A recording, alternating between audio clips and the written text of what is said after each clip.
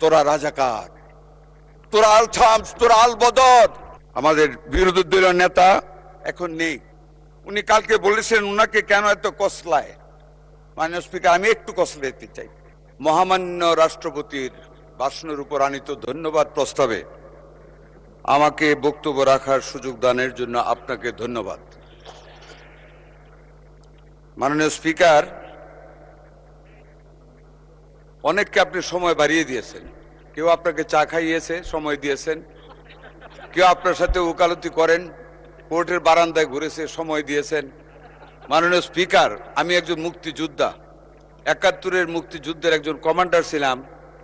মহান স্বাধীনতার ঘোষক শহীদ রাষ্ট্রপতি জিয়া রহমানের ডাকে যুদ্ধ করেছি দেশের জন্য, কাজে আমাকে ওনার বদলতে সময় ডাবল দিতে হবে। মাননীয় স্পিকার, ধন্যবাদ মাননীয় সদস্য। আপনি যদি আমার 2 থানার 2 হসপিটালকে একদম ইকুইপড করেন তাহলে 2 মিনিট বাড়াবো। ওকে মাননীয় স্পিকার, করবেন তো I ইকুইপ, তাই give তো? you the commitment to do that. G, But আগে to শেষ take করেন। your preparation to allow me more time. মাননীয় স্পিকার,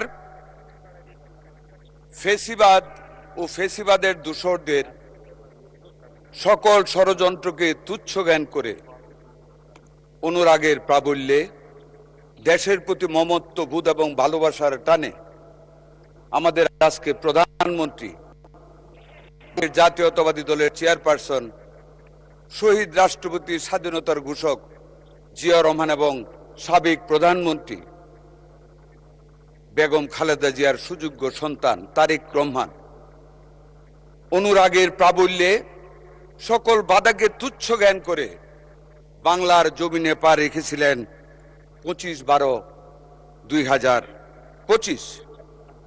এয়ারপোর্টের মাটিতে পা রেখেছিলেন দেশের প্রতি মমত্ববোধকে বোঝানোর জন্য। হাতে মাটি তুলে নিয়েছিলেন, আর সেই মাটির পরশ, সে মাটির গ্রাণ বাংলাদেশের 18 কোটি মানুষের ভিতর পৌঁছেছিল, যার ফলশ্রুতিতে 2026-এর 12ই ফেব্রুয়ারি বাংলাদেশের জনগণ 2/3 মেজরিটি দিয়ে আমাদের মাননীয় নেতাকে দেশের প্রধানমন্ত্রী করেছেন। জনাব স্পিকার, আমাদের মাননীয় প্রধানমন্ত্রী দেশের দায়িত্বভার গ্রহণ করেছেন। উনি কিছু কাজ করতে পারেন, এরই মধ্যে প্রমাণ করেছেন। হ্যাঁ মাননীয় স্পিকার, জনাব তারেক রহমান পারেন। সংসদে বসে অন্যান্য সাধারণ সদস্যদের মতন আমাদের সাথে সংসদীয় কাজে অংশগ্রহণ করেন। হ্যাঁ তিনি পারেন। তিনি হানা ভোটের সময় হাতে হাত তুলে ভোট দেন, যার উদাহরণ আমাদের সামনে আর নেই। 4 বার এমপি হয়েছি, এই সংসদে এসেছে, আগে দেখিনি। উনি হাত তুলে ভোট দেন। হ্যাঁ তারেক রহমান পারেন। Yes he can. উনি ট্রাফিক সিগন্যালে থেমে থাকেন, প্রধানমন্ত্রীর অহংকার নিয়ে না মেনে চলে যান না একা একা। হ্যাঁ তারেক রহমান সাহেব পারেন। কি পারেন মাননীয় স্পিকার? এই যে কাল রাত থেকে যে বৃষ্টি হলো, আমাদের উজানের পানির ঢলে নিম্নাঞ্চল ডুবে যাচ্ছে, সাথে সাথে রাতের অন্ধকারে দুর্যোগ ব্যবস্থাপনা মন্ত্রীকে অর্ডার দিলেন ওনাদের জন্য, সেই ভুক্তভোগী কৃষকদের জন্য সাহায্য পাঠাতে। আগে দেখিনি এত তাড়াতাড়ি, এত ঝটিকাপূর্ণ সময় নিয়ে মানুষের সাহায্যে এগিয়ে যেতে। সম্রাট বাবরের মতন উনি সকল মানুষের খোঁজ রাখেন, কখন কোন সময় কত তড়িৎ গতিতে মানুষের সহযোগিতা করা যায়। তারেক রহমান সেটা করেন। হ্যাঁ এই দেশের জনগণকে ধন্যবাদ জানাই মাননীয় স্পিকার, যে এই দেশের জনগণ জনাব তারেক রহমানকে প্রধানমন্ত্রী করেছেন। একটি নতুন ইতিহাস আমরা সংযোজিত করতে চাই ইতিহাসের সাথে। মাননীয় স্পিকার, এই পবিত্র সংসদের প্রসিডিংসে কিছু জিনিস আসা উচিত। মাননীয় স্পিকার, 16 তারিখে স্বাধীনতা পতাক অনুষ্ঠানে, এই মাসের এপ্রিলের উসমানী মিলনায়তনে আপনিও ছিলেন মাননীয় স্পিকার। কি ইতিহাস দেখলেন? স্বাধীনতার পতাক সেদিন কে পালেন মাননীয় স্পিকার? অনেকের সাথে কাকে দেয়া হলো? সংসদীয় গণতন্ত্রের প্রবক্তা, স্বৈরাচার বিরোধী আন্দোলনের পুরোধা, 3 বারের মাননীয় প্রধানমন্ত্রী বেগম খালেদা জিয়াকে বাংলাদেশের জনগণের পক্ষ থেকে স্বাধীনতা পদক মরণোত্তর পুরস্কার দেওয়া হলো। মাননীয় স্পিকার, কে দিলেন সে পুরস্কার? স্বাধীনতার ঘোষক বেগম খালেদা জিয়ার সন্তান গর্বিত সন্তান তারেক রহমানের হাত থেকে বেগম খালেদা জিয়ার জন্য মরণোত্তর স্বাধীনতা পুরস্কার নিলেন। কে নিলেন মাননীয় স্পিকার? বেগম খালেদা জিয়ার সন্তানের হাত থেকে তারই নাতনি জায়মা রহমান দাদির জন্য পুরস্কার নিলেন। এ যে এক ইতিহাস বাংলাদেশের স্বাধীনতার ইতিহাসে, পূর্ববর্তী এবং পরবর্তী ইতিহাসে জিয়া পরিবারের যে অনবদ্য ইতিহাস সৃষ্টি হয়েছে। স্বাধীনতার ঘোষণা দিয়েছেন জিয়া রহমান। শুধু তাই না মাননীয় স্পিকার, আজকের এই বক্তব্যের শুরুতে অবনত মস্তকে শ্রদ্ধা জ্ঞাপন করি, মাগফিরাত কামনা করি আল্লাহর কাছে শহীদ রাষ্ট্রপতি জিয়া রহমানের জন্য, যিনি এদেশের স্বাধীনতার ঘোষণা দিয়েছিলেন। শুধু স্বাধীনতার ঘোষণা নয় মাননীয় স্পিকার, স্বাধীনতার ঘোষণা পরবর্তীতে যিনি 9টি মাস পাক হানাদার বাহিনীর বিরুদ্ধে জেট ফোর্সের কমান্ডিং অফিসার হিসাবে, জেট ফোর্সের অধিনায়কত্ব করে বাংলাদেশের স্বাধীনতা যুদ্ধকে ত্বরান্বিত করেছিলেন মাননীয় স্পিকার। পরবর্তীতে ওখানে থেমে থাকেননি মাননীয় speaker. Yes, this family can do something special. কি করেছেন মাননীয় স্পিকার? 75-এর 7ই নভেম্বর জাতি যখন দিশাহারা হয়ে পড়েছিল, আইন শৃঙ্খলা পরিস্থিতি যখন ভেঙে গিয়েছিল, ক্যান্টনমেন্টের ভিতরে যখন সৈনিকদের মধ্যে বিশৃঙ্খলার সৃষ্টি হয়েছিল, যখন জিয়া রহমানকে গৃহবন্দী করে রাখা হয়েছিল, মাননীয় স্পিকার, বাংলাদেশের সিপাহী জনতা সেদিন জিয়া রহমানকে কাঁধে করে বাংলাদেশের আবার ক্ষমতার ভার দিয়েছিলেন চালানোর জন্য।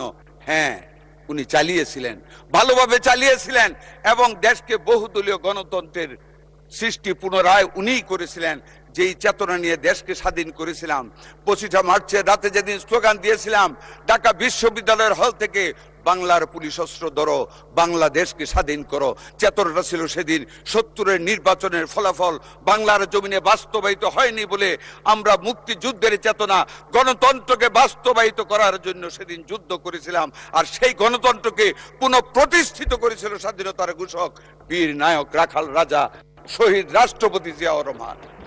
মাননীয় স্পিকার, এটা ইতিহাস জিয়া পরিবারের। জিয়া রহমান চলে গেলেন, বেগম খালেদা জিয়া স্বৈরাচারের বিরুদ্ধে যুদ্ধ করে 91 নির্বাচনে জনগণের ভালোবাসা নিয়ে ক্ষমতায় আসলেন। মাননীয় স্পিকার, আবার আসলো আরেকটি ইতিহাস, ফেসিবাদের জন্ম হলো।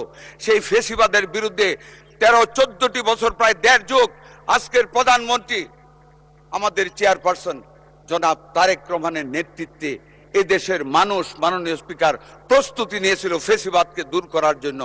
আজকে কষ্ট পাই মাননীয় স্পিকার, যখন কেউ কেউ ডান দিক থেকে আপনার সেই জুলাই মুভমেন্টকে নিজেদের ভিতরে নিয়ে যেতে চায়, তাদের জন্য বলি ভূগোল থেকে একটু লেখাপড়া করতে। মাননীয় মন্ত্রী, আপনার সময় খুব সংক্ষিপ্ত, তারপরে 4 মিনিট দেয়া হলো, দয়া করে 4 মিনিটের মধ্যে শেষ মাত্র করবেন। 4? ধন্যবাদ। জি, ওই যে আমার এক বোন বক্তৃতা দিয়ে বলো এলাকার জন্য আরো 3 মিনিট, ওইটাও থাকবে। যাক, মাননীয় স্পিকার,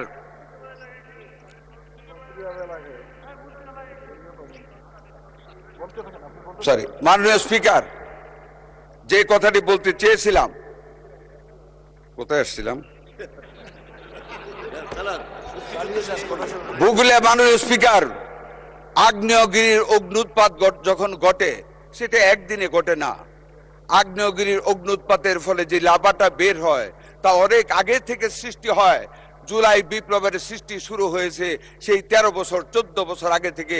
জনাব তারেক রহমানের নেতৃত্বে বাংলাদেশ জাতীয়তাবাদী দল, যুব দল, ছাত্র দল, সকল অঙ্গ সংগঠন তিলে তিলে আগুনের সৃষ্টি করেছে।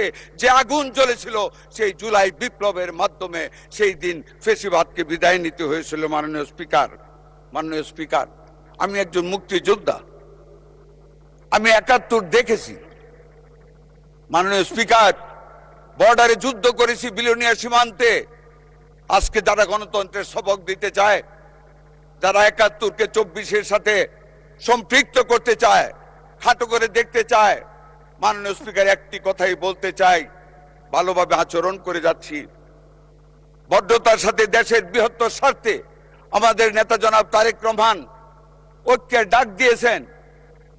বিদ্যুতের সমস্যার সমাধানে সর্বদলীয় এই সংসদ থেকে কমিটি করেছেন। মাননীয় স্পিকার, বেশি বাড়াবাড়ি না করার জন্য অনুরোধ করব। পাকিস্তানে গিয়েছিলাম 2004 সনে, জামাত ইসলামের একজন এমপি আমার সাথে গিয়েছিলেন সাফমা কনফারেন্সে।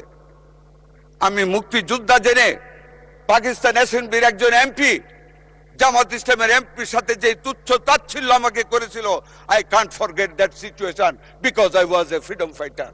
কিন্তু তবু মাননীয় স্পিকার, দেশের অর্থনীতির বৃহত্তর স্বার্থে চুপ করে থাকি, কিছু বলি না। কিন্তু যখন বেশি বাড়াবাড়ি করে তখন বলতে ইচ্ছা করে, তোরা রাজাকার, তোরা আল শামস, তোরা আল বদর।